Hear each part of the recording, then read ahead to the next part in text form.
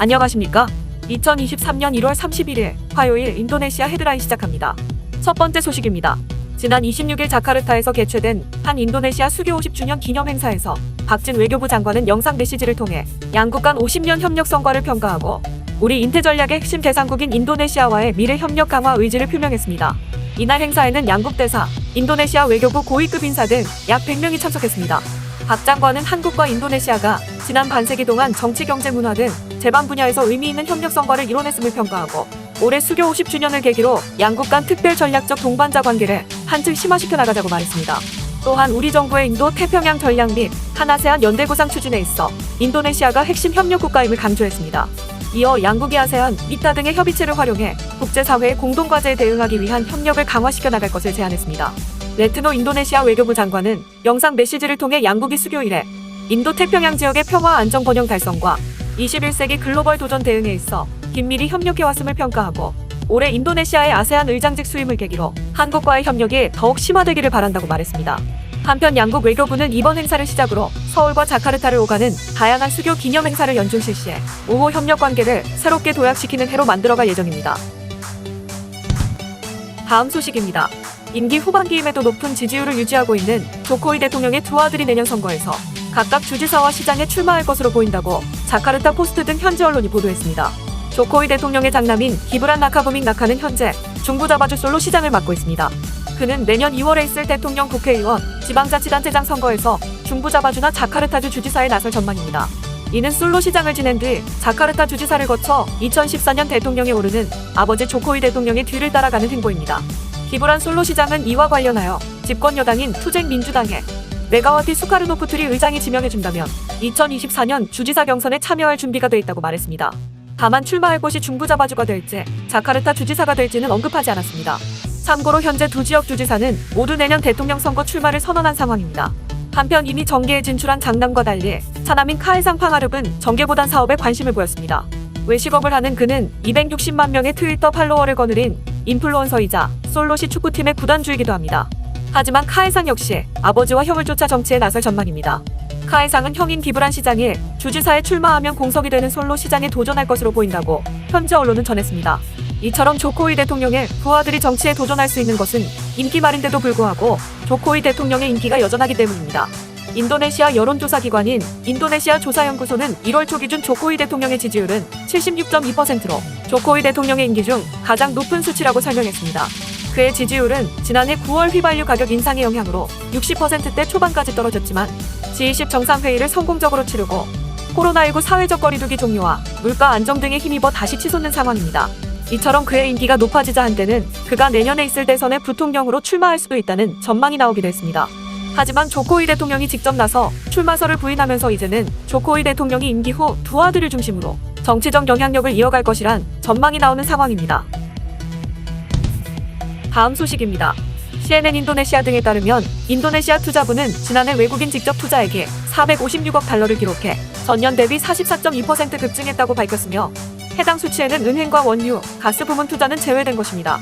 분야별로는 금속 분야가 110억 달러로 가장 많았고 광업이 51억 달러로 뒤를 이었으며 국가별로는 싱가포르가 133억 달러로 가장 많았고 중국, 홍콩, 일본 순이었습니다. 외국인 투자액이 급증하면서 인도네시아 전체 국내 투자액도 전년 대비 34% 늘어난 1207조 루피아를 기록, 정부의 목표치를 뛰어넘었습니다.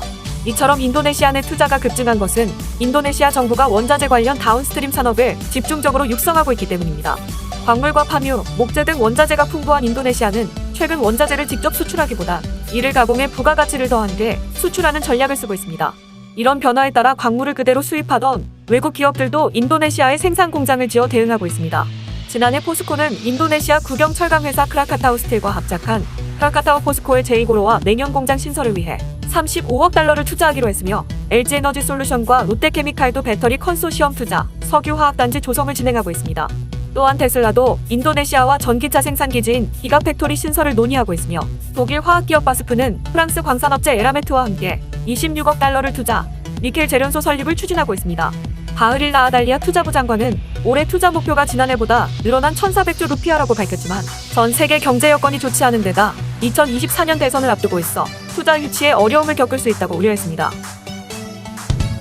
다음 소식입니다. 인도네시아의 방역 제한 조치가 완화되면서 자카르타의 교통량은 코로나19 이전 수준을 회복했습니다.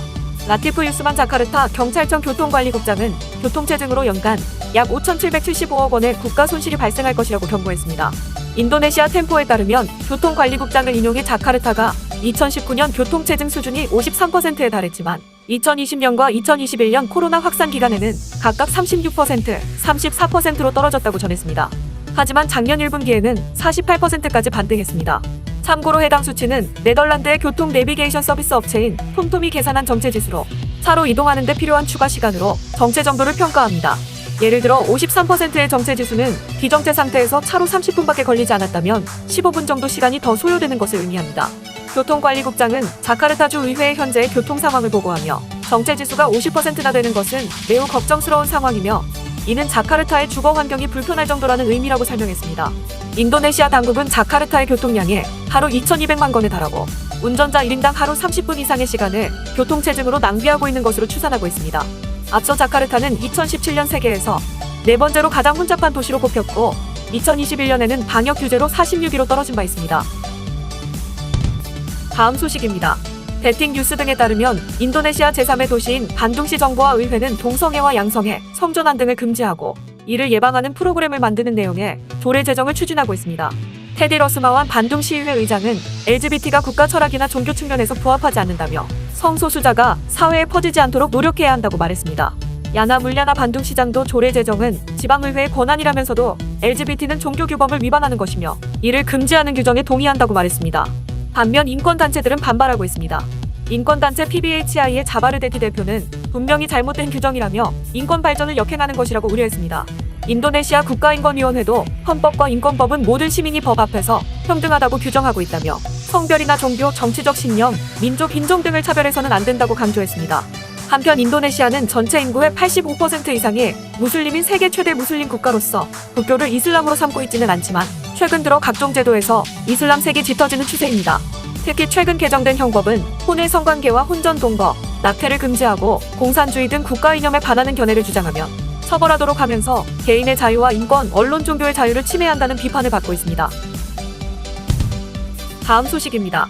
현대글로비스는 지난 16일 인도네시아 통합 폐기물 처리 기업 아라인바이로멘탈과 전기차 폐배터리 처리 관리 업무 협약을 체결했습니다. 박홍석 현대글로비스 인도네시아 법인장은 아라인바이로멘탈과의 이번 협업을 통해 전기차 배터리 폐기물을 현지 관련 조항에 맞게 적절히 관리해 환경 관리의 지속 가능성, 실현에 기여할 수 있다고 밝혔습니다. 현대글로비스가 폐배터리 사업에 첫 교두보로 인도네시아를 낙점한 배경은 전기차에 대한 현지 성장성 때문입니다.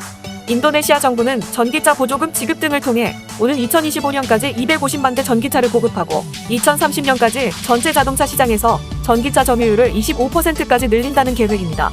이미 사치세와 전기차 차량 홀짝제 면제와 전기차 생산 및 보급 활성화를 위한 불완전 조립 생산 자동차의 수입 관세 등 다양한 인센티브를 마련했습니다. 현지 정부의 전기차 정책의 기회 속에서 현대자동차가 인도네시아 전기차 생산기지를 설립하고 LG에너지솔루션과의 배터리셀 공장 개설을 준비하는 만큼 현대글로비스의 폐배터리 사업 또한 동반 성장할 가능성이 높은 것으로 보여집니다. 다음 소식입니다. 지난 27일 전남 드래곤즈는 안산 그리너스 FC에서 활약한 아스나위를 영입했습니다. 아스나위는 지난 2021년 신태용 인도네시아 축구 국가대표팀 감독의 추천을 받아 우리나라 무대에 발을 들였습니다. 2021 시즌 K리그 데뷔 직후 안산의 우측면에서 주전급 자원으로 활약하며 이름을 알린 아스나위는 두 시즌간 40경기에 출장해 2득점 3도움을 기록했습니다. 174cm, 75kg의 다부진 체격에서 비롯되는 많은 활동량과 빠른 스피드에 강한 체력과 근성, 승부욕까지 갖춰 투지 넘치는 선수라는 평가를 받았습니다. 특히 공수 전환에 대한 움직임이 빠르고 섬세한 기술도 보유한 멀티플레이어이기 때문에 전남 드래곤즈 이장관 감독의 전술에도 잘 녹아들 것으로 예상됩니다. 이장관 감독은 스피드도 좋고 기술력도 갖춘 선수이기 때문에 전남에 맞는 축구를 구사할 수 있을 것으로 기대된다며 팀에 잘 적응해 좋은 경기력을 보여줬으면 좋겠다고 당부했습니다. 이에 아스나위는 승격 가능성이 있는 전남 드래곤즈에 합류하게 돼 매우 기쁘다며 지금 컨디션이 매우 좋은 만큼 최선을 다해 좋은 모습을 보여드리겠다고 각오를 밝혔습니다. 시청해주셔서 감사합니다. 다음 시간에 뵙겠습니다.